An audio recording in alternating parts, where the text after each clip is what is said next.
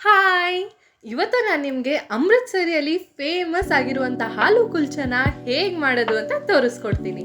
ಆಲೂ ಪರೋಟ ಮತ್ತು ಆಲೂ ಕುಲ್ಚ ನೋಡೋದಕ್ಕೆ ಒಂದೇ ರೀತಿಯಲ್ಲಿ ಇದ್ರೂ ಟೇಸ್ಟ್ ಮತ್ತು ಟೆಕ್ಸ್ಚರ್ ಮಾತ್ರ ತುಂಬ ಡಿಫ್ರೆಂಟ್ ಆಗಿರುತ್ತೆ.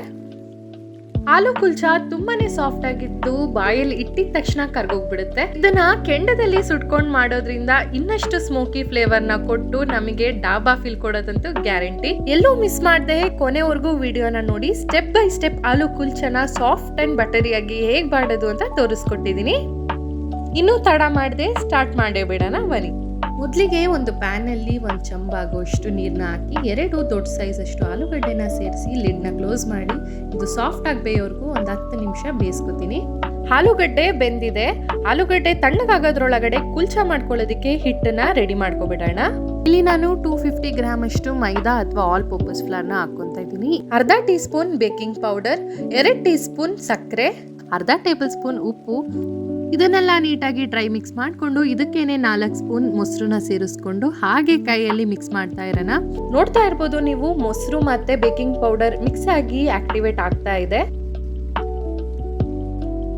ಹಾಕಿರುವಂತ ಮಿಶ್ರಣ ಎಲ್ಲ ಹಾಗೆ ಡ್ರೈ ಮಿಕ್ಸ್ ಮಾಡ್ಕೋತಾ ಸ್ವಲ್ಪನೇ ಹಾಲನ್ನ ಸೇರಿಸ್ಕೊಂಡು ಮಿಕ್ಸ್ ಮಾಡ್ಕೋತಾ ಇರಬೇಕು. ಕುಲ್ಚಾ ಮಾಡ್ಕೊಳ್ಳೋದಕ್ಕೆ ಹಿಟ್ಟಿನ ಹದ ಚಪಾತಿ ಹಿಟ್ಟಿಗಿಂತ ಸಾಫ್ಟ್ ಆಗಿರ್ಬೇಕು. ಹಿಟ್ಟನ್ನ ಕನಿಷ್ಠ ಪಕ್ಷ ಅಂದ್ರೂ 4-5 ನಿಮಿಷ ಇರೋಬರ ಶಕ್ತಿನೆಲ್ಲ ಹಾಕಿ ಚೆನ್ನಾಗಿ ನಾದ್ಕೋಬೇಕು. ಔಟ್ಪುಟ್ ಇದ್ರ ಮೇಲೆ ಡಿಪೆಂಡ್ ಆಗಿರುತ್ತೆ. ಹಿಟ್ಟನ್ನ ಎಲ್ಲಿವರೆಗೂ ನಾದಬೇಕು ಅಂದ್ರೆ ಅದನ್ನ ಮೇಲ್ ಹಿಡಿದಾಗ ಅದು ಸ್ಟ್ರೆಚ್ ಆಗಬೇಕು, ಅಲ್ಲಿವರೆಗೂ ಚೆನ್ನಾಗಿ ನಾದ್ಕೋತಾ ಇರಬೇಕು. ಈಗ ನೋಡ್ತಾ ಇರ್ಬೋದು, ಹೀಗಾದ್ರೆ ಸಾಕು. ಇದಕ್ಕೇನೆ 2 ಸ್ಪೂನ್ ಅಷ್ಟು ಬಟರ್ನ ಹಾಕೊಂಡು ಚೆನ್ನಾಗಿ ನಾದ್ಕೋತೀನಿ. ಬೆಣ್ಣೆನ ಹಾಕೊಂಡಾದ್ಮೇಲೆ ಇನ್ನೊಂದು 5 ನಿಮಿಷ ಅದೇ ಎನರ್ಜಿಯಲ್ಲಿ ಚೆನ್ನಾಗಿ ಮಿದಿತಾ ಇದ್ರೆ ಹಿಟ್ಟು ಕೈಗೆ ಅಂಟ್ಕೊಳ್ದೆ ಒಂದು ಫಾರ್ಮ್ ಅಲ್ಲಿ ರೆಡಿ ಆಗಿರುತ್ತೆ. ಹಿಟ್ಟು ಸಾಫ್ಟ್ ಆಗಿ ಕೈಗೆ ಒಂಚೂರುನ ಅಂಟ್ಕೋತಿಲ್ಲ, ಈ ರೀತಿ ಆಗಿರ್ಬೇಕು. ಈ ರೀತಿ ಆದ್ರೇನೆ ಕುಲ್ಚಾ ಸಾಫ್ಟ್ ಆಗಿ ಬರುತ್ತೆ.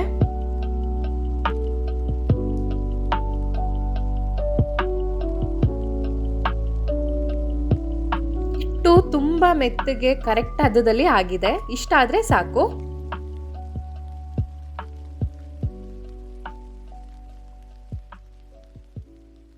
ಇವಾಗ ಹಿಟ್ಟನ್ನ 4 ಭಾಗ ಮಾಡ್ಕೊಂಡಿರುವ ಈ ಹಿಟ್ಟಿಗೆ ಒಂದೊಂದೇ ನೀಟಾಗಿ ರೌಂಡ್ ಮಾಡಿ ಸುತ್ಕೊಂಡಿಟ್ಕೊಳ್ಳೋಣ. ಇದೇ ರೀತಿ ಎಲ್ಲಾನು ಸುತ್ಕೊಂಡಿಟ್ಕೋತೀನಿ. ಭಾಗ ಮಾಡ್ಕೊಂಡಿರುವ ಈ ಹಿಟ್ಟಿಗೆ ಒಂದು ಹಸಿ ಕಾಟನ್ ಬಟ್ಟೆ ಹಾಕಿ ಸೈಡ್ಗೆ ಇಡಿ. ಹೀಗೆ ಮಾಡೋದ್ರಿಂದ ಹಿಟ್ಟು ಒಣಗೋದಿಲ್ಲ, ಎಷ್ಟೊತ್ತಾದ್ರೂ ಹೀಗೆ ಹಸಿಯಾಗೇ ಇರುತ್ತೆ. ಸ್ಟಫಿಂಗ್ ಆಗಿ ಪೂರ್ತಿ ತಣ್ಣಗಾಗಿರೋ ಬೆಂದಿರೋ ಆಲೂಗಡ್ಡೆನ ತುರ್ದಿಟ್ಕೊಳ್ಳಿ. ಆಲೂಗಡ್ಡೆನ ಸ್ಮ್ಯಾಶ್ ಮಾಡ್ಕೊಳ್ಳೋದಕ್ಕಿಂತ ತುರ್ಕೊಳ್ಳೋದೇ ಒಳ್ಳೇದು, ಯಾಕೆಂದ್ರೆ ಎಲ್ಲೂ ಗಂಟು ಇರೋದಿಲ್ಲ. ಸ್ವಲ್ಪ ಕೊತ್ತಂಬರಿ ಸೊಪ್ಪು, 2 ಚಿಕ್ಕದಾಗಿ ಹೆಚ್ಚಿಟ್ಕೊಂಡಿರುವ ಹಸಿಮೆಣಸಿನಕಾಯಿ, ಒಂದು ಸಣ್ಣದಾಗಿ ಹೆಚ್ಚಿರುವ ಈರುಳ್ಳಿ, 1/4 ಚಮಚ ಜೀರಿಗೆ ಪುಡಿ, ಅರ್ಧ ಚಮಚ ಧನಿಯಾ ಪುಡಿ, ರುಚಿಗೆ ತಕ್ಕಷ್ಟು ಉಪ್ಪು, 1 ಟೇಬಲ್ ಸ್ಪೂನ್ ಚಾಟ್ ಮಸಾಲ, ಸ್ವಲ್ಪ ತುರಿದಿರೋ ಶುಂಠಿ, 1/4 ಚಮಚ ಗರಂ ಮಸಾಲ. ಈಗ ಇದು ಎಲ್ಲ ಮಸಾಲ ಹೊಂದ್ಕೊಳ್ಳೋ ರೀತಿಯಲ್ಲಿ ನೀಟಾಗಿ ಮಿಕ್ಸ್ ಮಾಡ್ಕೊಳ್ಳಿ. ಆಲೂ ಕುಲ್ಚನ ಇನ್ನಷ್ಟು ಫ್ಲೇವರ್ಫುಲ್ ಆಗಿ ಮಾಡೋದೇ ಈ ಸ್ಪೈಸಸ್ ತುಂಬಿರುವಂಥ ಸ್ಟಫಿಂಗ್ಸ್. ನೀಟಾಗಿ ಮಿಕ್ಸ್ ಮಾಡಿ ಇಟ್ಕೊಂಡಿರುವಂಥ ಸ್ಟಫಿಂಗ್ಸ್ನ 4 ಪಾರ್ಟಲ್ಲಿ ಡಿವೈಡ್ ಮಾಡಿ ಇದನ್ನ ಪಕ್ಕದಲ್ಲಿಡಿ. 1/3 ಕಪ್ ನೀರಿಗೆ 1 ಟೀ ಸ್ಪೂನ್ ಅಷ್ಟು ಉಪ್ಪನ್ನ ಹಾಕಿ ಮಿಕ್ಸ್ ಮಾಡಿಡಿ. ಅದಾದ್ಮೇಲೆ 30 ನಿಮಿಷ ಹಸಿ ಬಟ್ಟೆ ಕೆಳಗೆ ನೆಂದಿರುವಂಥ ಹಿಟ್ಟನ್ನ ತಗೊಂಡು ಕೈಯಲ್ಲೇ ಮಧ್ಯ ಮಂದವಾಗಿ ಎಜ್ಜಲ್ಲಿ ತೆಳ್ಳಗೆ ಒತ್ಕೋತಾ ಇರಬೇಕು. ಫ್ಲಾಟ್ ಆಗಿರುವಂಥ ಹಿಟ್ಟಿಗೆ ಸ್ಟಫಿಂಗ್ಸ್ನ ತುಂಬಿ ಹೋಳಿಗೆ ಮಡ್ಚ್ಕೋತೀವಲ್ಲ ಅದೇ ರೀತಿ ಎಲ್ಲೂ ಕೂಡ ಒಂಚೂರು ಒಳಗಿರೋ ಸ್ಟಫಿಂಗ್ ಕಾಣಿಸ್ದೆ ಸೀಲ್ ಮಾಡ್ಕೋಬೇಕು. ಈ ರೀತಿ ಒಂದೊಂದೇ ಸೈಡಿಂದ ಸ್ವಲ್ಪ ಹಿಟ್ಟನ್ನ ತಗೊಂಡು ಕ್ಲೋಸ್ ಮಾಡ್ಕೊಂಡು ಸೀಲ್ ಮಾಡಿದ್ರೆ ಆಯಿತು. 1-2 ಸಲ ಈ ರೀತಿ ಒತ್ಕೊಂಡ್ರೆ ಒಳಗಡೆ ಏರೇನು ಇರೋದಿಲ್ಲ. ಒತ್ಕೊಂಡಾದ್ಮೇಲೆ ಲಟ್ಟನ್ಗೆ ಹೇಳಿ ಈ ರೀತಿ ಸಾಫ್ಟ್ ಆಗಿ ಪ್ರೆಸ್ ಮಾಡ್ತಾ ಹೋಗ್ಬೇಕಾಗುತ್ತೆ. ಹಿಂದೆ ಮುಂದೆ ತಿರುಗ್ಸೋದಿಕ್ಕಾಗಲ್ಲ, ಹಾಗಾಗಿ ಮೇಲ್ಗಡೆಯಿಂದನೇ ಸ್ವಲ್ಪ ಡಸ್ಟಿಂಗ್ ಮಾಡಿಕೊಂಡು ನಮಗೆ ಯಾವ ಹದದಲ್ಲಿ ಬೇಕೋ ಅಷ್ಟು ಹದದಲ್ಲಿ ದಪ್ಪ ಮಾಡ್ಕೊಳ್ಳೋಣ. ಆಗಲೇ ಉಪ್ಪು ನೀರನ್ನ ಮಿಕ್ಸ್ ಮಾಡಿ ಇಟ್ಕೊಂಡಿದ್ವಲ್ಲ ಈ ರೀತಿ ಹಾಕಿ ಸೌರಿ ಅದಕ್ಕೇನೆ ಸ್ವಲ್ಪ ಸಣ್ಣದಾಗಿ ಹೆಚ್ಚಿಟ್ಕೊಂಡಿರುವ ಕೊತ್ತಂಬರಿ ಸೊಪ್ಪನ್ನ ಗಾರ್ನಿಷಿಗೆ ಹಾಕಿ 1-2 ಸಲ ಈ ರೀತಿ ಟ್ಯಾಪ್ ಮಾಡಿದ್ರೆ ನೀಟಾಗಿ ಕುತ್ಕೊಳ್ಳುತ್ತೆ ಅಂತ. ಜೊತೆಯಲ್ಲಿ ಎಳ್ಳು, ಡ್ರೈ ಫ್ರೂಟ್ಸ್ ಪೌಡರ್ ಏನಾದರೂ ಹಾಕೋಬೋದು.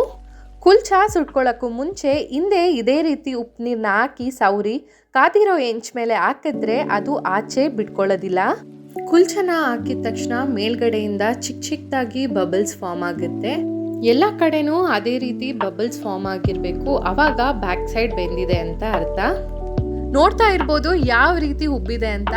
ಈ ರೀತಿ ಉಬ್ಬಿದಾದ್ಮೇಲೆ ಅಂಚನ್ನ ಉಲ್ಟಾ ತಿರುಗಿಸಿ ಕೆಂಡದಲ್ಲಿ ಎಲ್ಲ ಕಡೆ ಬೇಯಿಸ್ಕೋಬೇಕು. ಎಲ್ಲ ಕಡೆ ಇದೇ ರೀತಿ ಬೇಯಿಸ್ಕೊಂಡು ಇದಕ್ಕೆ ಲಾಸ್ಟಲ್ಲಿ ಸ್ವಲ್ಪ ಬಟರ್ನ ಸವರ್ತಾ ಇದ್ರೆ ನಮ್ಮ ಸೂಪರ್ ಆಗಿರುವಂಥ ಆಲೂ ಕುಲ್ಚಾ ರೆಸಿಪಿ ರೆಡಿಯಾಗಿದೆ. ಇದೇ ಪ್ರೊಸೀಜರಲ್ಲಿ ನಾನು 4 ಕುಲ್ಚಾಗಳನ್ನ ನೀಟಾಗಿ ರೆಡಿ ಮಾಡ್ಕೊಂಡು ಇಟ್ಕೊಂಡಿದ್ದೀನಿ. ಈ ರೀತಿ ಕೆಂಡದಲ್ಲಿ ಸುಟ್ಕೊಳ್ಳೋದ್ರಿಂದ ಡಾಬಾ ಫೀಲೇ ಕೊಡುತ್ತೆ.